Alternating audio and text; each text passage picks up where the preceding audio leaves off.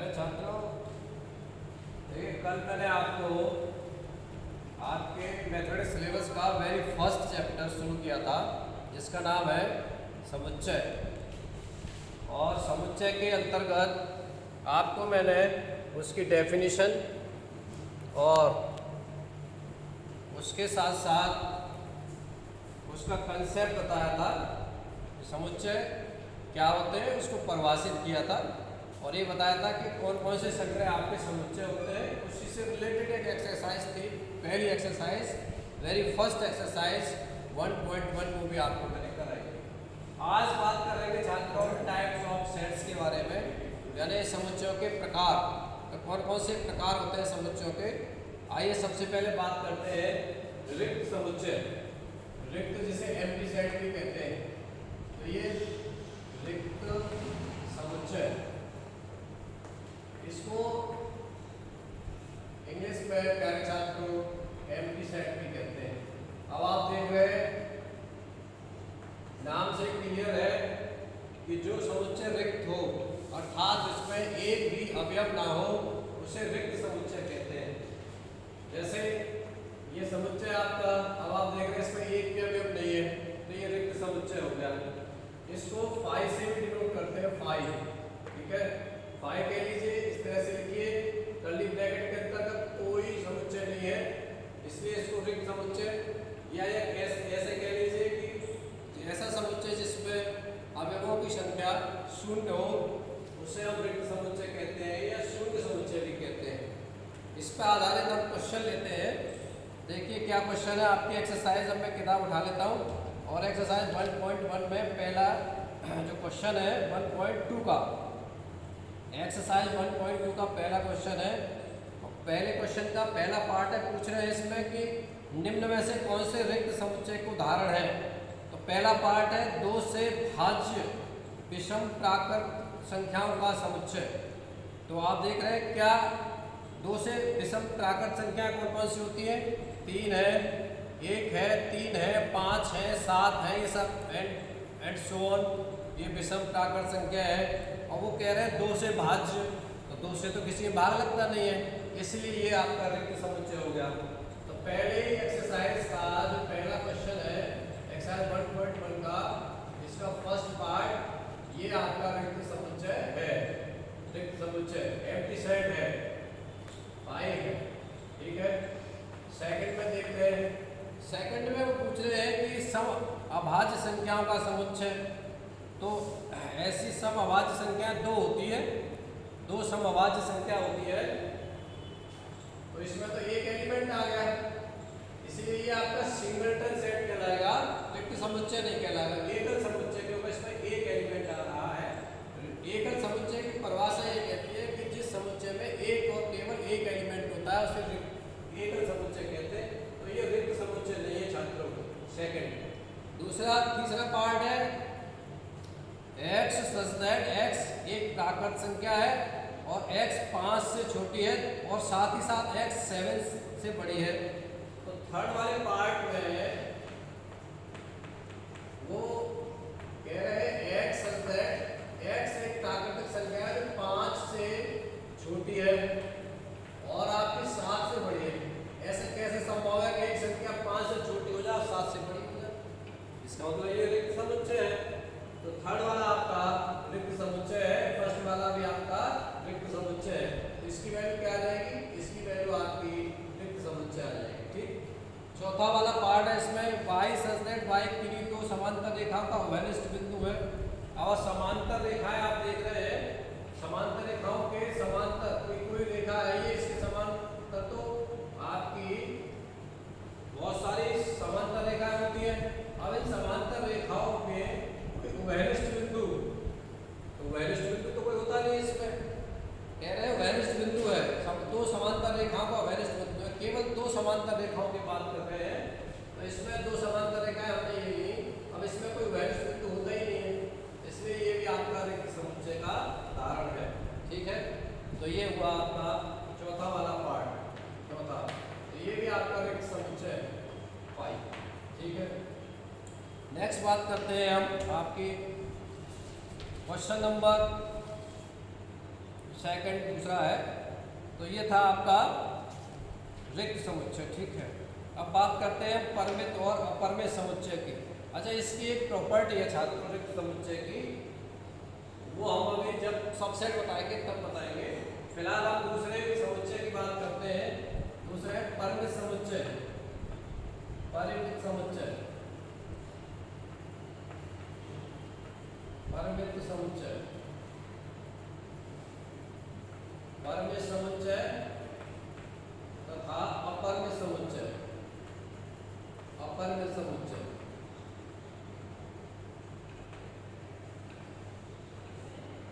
इसको finite set कहते हैं, इसको इनफाइनाइट सेट कहते हैं।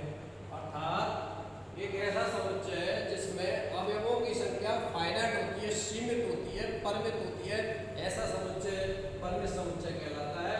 और एक ऐसे समुच्चय जिनमें नंबर ऑफ एलिमेंट्स इनफाइनाइट होते हैं, यानी अवयवों की संख्या अनंत होती है, ऐसे समुच्चय को हम अपरमित समुच्चय कहते हैं। उदाहरण के लिए देखिए, उदाहरण के लिए मैं आपको एग्जाम इसी का एक्सरसाइज 1.2 का क्वेश्चन नंबर सेकंड लेता हूँ।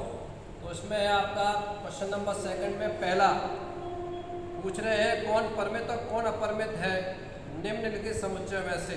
तो पहला है वर्ष के महीनों का समुच्चय। तो वर्ष के महीने लिमिटेड है, परमित है, सीमित है। 12 महीने होते हैं, आप जानते हैं। वर्ष में कितने महीने होते हैं? वर्ष में महीनों की संख्या जनवरी से लेकर के और दिसंबर तक होते हैं, 12 महीने होते हैं। परमित कॉमा लगा लगा कर लिख के चली आइए सेट के अंतर्गत, तो वो आपका फाइनाइट सेट हो गया, परमित समुच्चय हो गया। सेकंड पूछ रहे हैं, सेकंड में एक इस तरह का एलिमेंट एलिमेंट आपने 1 2 3 इसके बाद डॉट डॉट डॉट। तो ये छात्रों ये पता ही नहीं कि इसमें कितने एलिमेंट है, इसमें अधिकतम एलिमेंट है, इसमें ये आपका फाइनाइट होगा, अपरमित समुच्चय हो गए। अपरमित समुच्चय, ठीक है, अपरमित समुच्चय, अपरमित समुच्चय। ये सेकंड पार्ट। तीसरे पार्ट में पूछ रहे हैं 1 से लेकर के 100 तक की संख्या है, 1 से लेकर के 100। तो ये भी आपकी 1 2 3 एंड सो ऑन 99, 100 ये सेट है आपका। तो ये देख रहे हैं आपने, इसमें नंबर ऑफ एलिमेंट्स लिमिटेड है, अर्थात सीमित है, परमित है। इसलिए क्या होगा आपका ये आपका परमित समुच्चय होगा। परमित परमित समुच्चय। किताब देखिए, अगर आप पास ना हो तो किताब खरीद लीजिए, बिना किताब के आपकी पढ़ाई संभव नहीं है। इसके बाद है चौथा 100 से बड़े धन पूर्णांकों का समुच्चय। अब 100 से बड़े धन पूर्णांक तो असंख्य है, इसलिए अपरमित समुच्चय होगा। और पांचवा है आपका 99 से छोटे अभाज्य पूर्णांकों का समुच्चय। तो 99 से छोटे अभाज्य पूर्णांक है, तो उसके जो अभाज्य पूर्णांक होंगे उनका समुच्चय लिमिटेड होगा, सीमित होगा, अर्थात परिमित होगा, इसलिए परमित समुच्चय हो गया। तीसरा वाला क्वेश्चन भी इसी पर आधारित है। पूछ रहे हैं निम्नलिखित समुच्चयों में से प्रत्येक के लिए बताइए कि कौन परमित है और कौन अपरमित है। तो पहला है एक्स अक्ष के समांतर रेखाओं का समुच्चय। अब एक्स अक्ष के समांतर तो कितनी रेखाएं होती है? इनफाइनाइट रेखाएं होती है। तो फिर ये कैसा समुच्चय हो जाएगा? इनफाइनाइट यानी अपरमित समुच्चय। अपरमित हो गया आपका। अपरमित समुच्चय में थोड़ा शॉर्ट में लिख देता हूँ समय के अभाव में। सेकंड में कह रहे हैं, पूछ रहे हैं वो अंग्रेजी वर्णमाला के अक्षरों का समुच्चय। तो अंग्रेजी वर्णमाला में आप जानते हैं 26 लेटर्स होते हैं, लिमिटेड है, सीमित है, इसलिए वो आपका परमित समुच्चय हो गया। सेकंड वाला आपका कौन सा होगा? परमित समुच्चय। परमित समुच्चय, ठीक है। थर्ड है आपका उन संख्याओं का समुच्चय जो 5 के गुणज है। अब 5 के गुणज तो स्वयं 5, 10, 15, 20 और आगे तक असंख्य संख्याएं ऐसी हैं जिसमें 5 का भाग जा सकता है, जो 5 के गुणज है। ऐसी संख्याएं अगर असंख्य हो जाएंगी तो ये अपरमित समुच्चय हो जाएगा। थर्ड वाला आपका क्या होगा? अपरमित समुच्चय। अपरमित, ठीक है छात्रों, अपरमित समुच्चय। चौथा है आपका पृथ्वी पर रहने वाले जानवरों का समुच्चय। अब इनकी अगर गणना की जाए तो गणना की जा सकती है कि टाइम कि पृथ्वी पर रहने वाले जानवर कितने हैं। हर एक देश से इनकी संख्या ली जाए तो उनको जो उनकी काउंटिंग की जा सकती है। तो इनकी काउंटिंग कि काउंट करके बता सकते हैं कि पृथ्वी पर रहने वाले जानवर कितने हैं। तो ये सब क्या हो गया आपका परमेय समुच्चय हो गया। यानी परमेय समुच्चय वो समुच्चय भी कह सकते हैं हम जिनकी गणना की जा सके, ठीक है, जिनके अवयवों की गणना की जा सकती हो, ऐसे समुच्चय परमेय समुच्चय कहलाते हैं। नेक्स्ट है मूल बिंदु 0, 0 से होकर जाने वाले वृत्तों का समुच्चय। तो चौथा वाला क्या हो गया आपका परमेय समुच्चय, परमेय। और इसी प्रकार से पांचवा पूछ रहे हैं कि मूल बिंदु से जाने वाले वृत्त का समीकरण। देखिए मूल बिंदु से जाने वाले वृत्त असंख्य वृत्त होंगे, तो एक वृत्त हो नहीं सकता, जितने चाहे उतने वृत्त आप बना लीजिए, असंख्य वृत्त होंगे। तो इस तरह से ये आपका क्या हो जाएगा अपरमेय समुच्चय का उदाहरण है अपवाद में, ठीक है छात्रों, अपरमेय समुच्चय। ठीक, इसके अलावा आपने देखा होगा जो प्राकृतिक संख्याओं का समुच्चय होता है वो अपरमेय समुच्चय है। पूर्ण संख्याओं का समुच्चय अपरमेय समुच्चय है। पिछले उसमें मैंने बताया था इस समुच्चय के बारे में। इसका पूर्णांक संख्याओं का समुच्चय अपरमेय समुच्चय है। परमेय संख्याओं का समुच्चय क्या है आपका अपरमेय समुच्चय है। इसी प्रकार से अपरमेय संख्याओं का समुच्चय क्या है अपरमेय समुच्चय है। इसके अलावा वास्तविक संख्याओं का समुच्चय क्या है अपरमेय समुच्चय है, ठीक है। बाकी वास्तविक संख्याओं से ठीक पहले की जो संख्याओं का समुच्चय है वो चूँकि वास्तविक संख्याओं से के उपसमुच्चय होते हैं, ये अभी हम बाद में बताएंगे। लेकिन तब तक एक दूसरा कंसेप्ट लेते हैं और दूसरा इसमें है समान समुच्चय। तो छात्रों हमने आपको बताया परमित रिक्त समुच्चय के बारे में, परमित और अपरमित समुच्चय के बारे में, ठीक है। तो देखिए इसी अपरमित समुच्चय के सभी अवयवों को कोष्टक के भीतर लिखना संभव नहीं होता है।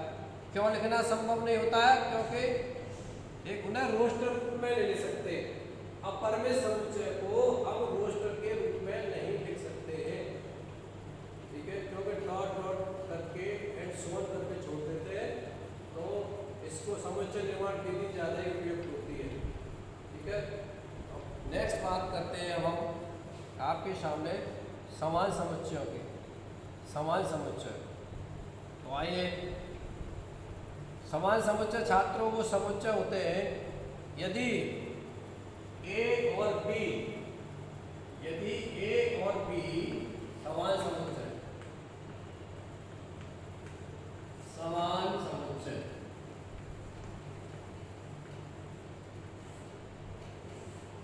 यदि ए एंड बी कोई दो समुच्चय है, ए एंड बी, और यदि ए का प्रत्येक एलिमेंट बी में मौजूद है या बी में है, तो हम कहते हैं ए इज सबसेट ऑफ बी, ठीक है। इसको एनसीईआरटी में देखिए इस सिंबल के द्वारा दिखाया गया है और जनरली बाकी जगह आपको इसका सिंबल ये मिलेगा। इसको कहते हैं ए बी का उपसमुच्चय। ये समान समुच्चय की बात चल रही थी, अभी उपसमुच्चय के बारे में बात करेंगे। समान समुच्चय तो ए और बी दोनों तब समान समुच्चय कहलाते हैं छात्रों। ए और बी आपके तब समान समुच्चय कहलाते हैं यदि ए का प्रत्येक एलिमेंट बी में मौजूद है।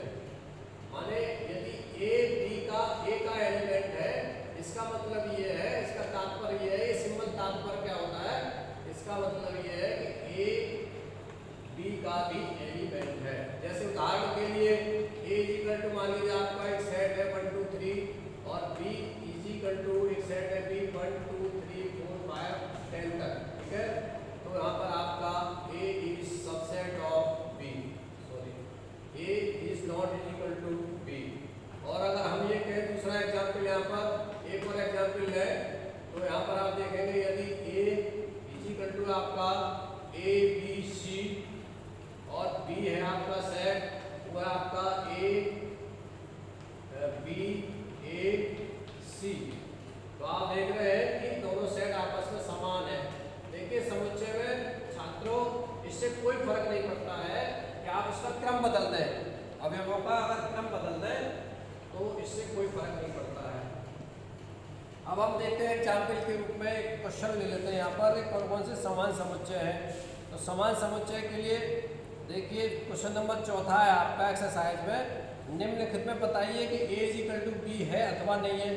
तो ए में जो एलिमेंट है आपका ए बी सी डी है और बी में जो एलिमेंट है वो है डी सी बी ए। तो चारों एलिमेंट एक जैसे हैं, क्रम बदल गया है, बस इससे कोई फर्क नहीं पड़ता है। सेकंड वाले में ए इज इक्वल टू 4 8 12 16 और बी में एलिमेंट है आपके 8 4 16 18। तो देखिए 18 ए में नहीं है, 18 बी में है, तो ए का प्रत्येक एलिमेंट बी में मौजूद नहीं है, इसलिए ये समान समुच्चय नहीं होंगे। तीसरा है ए इज इक्वल टू 2 4 6 8 10 और बी इज इक्वल टू आपका एक्स सच दैट एक्स सम धन पूर्णांक है और X is less than equal to 10। Third part है, थर्ड पार्ट क्वेश्चन नंबर 4 का थर्ड पार्ट। ये देखिए ए इज इक्वल टू क्या है इसमें, ए इज इक्वल टू आपका 2 4 6 8 10 और बी इज इक्वल टू क्या है, बी इज इक्वल टू है एक्स सच दैट, ये बिल्डर फॉर्म में है, एक्स सच दैट एक्स एक समधन पूर्णांक है, समधन पूर्णांक है, धन पूर्णांक। और क्या है इसके साथ, और ये कह रहे हैं कि x 10 से छोटा है इक्वल भी है। तो जरा इसको भी ओपन कर लेते हैं, तो ये कितना हो जाएगा आपका, ये भी 2 4 सम की बात कर रहा है ना, सम धन पूर्णांक 2 4 6 8 10 ये भी आ गया। तो a और b दोनों आपके समुच्चय समान है, दोनों ही समुच्चय क्या है, समान है, ठीक है। नेक्स्ट है आपका,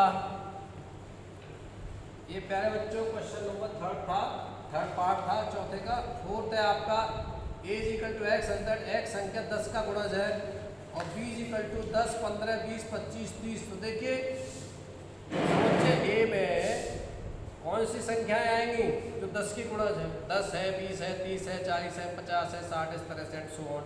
और बी में, बी समुच्चय में क्या कह रहे हैं, बी समुच्चय में जो एलिमेंट्स हैं अवयव है वो है आपके 10 15 20 25 और 30। तो 15 तो 10 का गुणज नहीं है, 25 तो 10 का गुणज नहीं है, इसलिए दोनों समुच्चय आपके बराबर नहीं है। तो चौथा वाला जो क्वेश्चन है आपका, इसका चौथा वाला पार्ट ये ए इज इक्वल टू बी के नहीं होगा। अब मैं बात करता हूँ थोड़ा सा पांचवें क्वेश्चन की।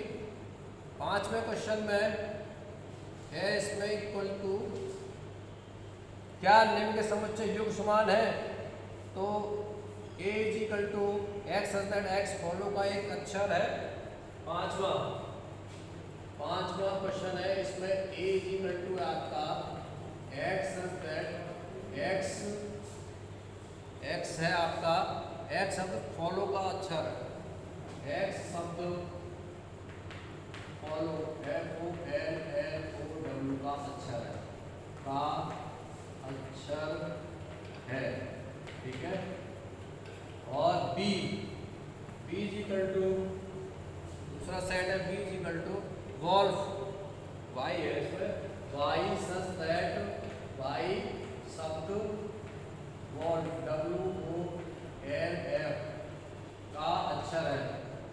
तो देखिए सेट ए क्या होगा आपका, सेट ए को जरा ओपन करिए, तो इसमें जो एलिमेंट होंगे आपके FOLW, ठीक है। देखिए अगर कहीं दो बार दोबारा तो सिंगल बार को लिखते हैं, अगर एक डबल एल आ रहा है तो सिंगल एल लिखेंगे। तो सेट में जरा ये ध्यान रखिए हमेशा सेट बनाते समय कि रिपीटेड नहीं होते हैं जो अवयव होते हैं। जैसे स्कूल है, स्कूल में ओ डबल दो बार आ रहा है तो एक ही बार लिखेंगे। मान लीजिए कोई सेट आपके पास में ये है, अलग से सेट में लिखा हुआ है और ये आपका 2 2 3 3 3 1 1, तो इसको हम इसी तरह से लिखेंगे 1 2 3 या 2 3 1 लिख जाएंगे, कोई इसको फर्क नहीं पड़ता है, 2 3 1, ठीक है छात्रों। तो इस तरह से इसका ध्यान रखिए आप, रिपीटेशन नहीं होता है इसका अवयवों का। तो यहाँ पर देखिए FOLW, ठीक है। दूसरा बी हो गया आपका B is equal to Y, सभी वाई का समुच्चय है, सभी वाई में क्या आ जाएगा, इसमें WOLF। तो आप देख रहे हैं दोनों समुच्चय क्या है आपके समान है, इसलिए आप कहेंगे कि ये समान समुच्चय का आपका। तो छात्रों इस तरह से आपने देखा समुच्चयों के प्रकार और अब नेक्स्ट जो टॉपिक होगा उसमें उपसमुच्चय हम आपको पढ़ाएंगे। तब तक के लिए यहीं विराम देते हैं। धन्यवाद।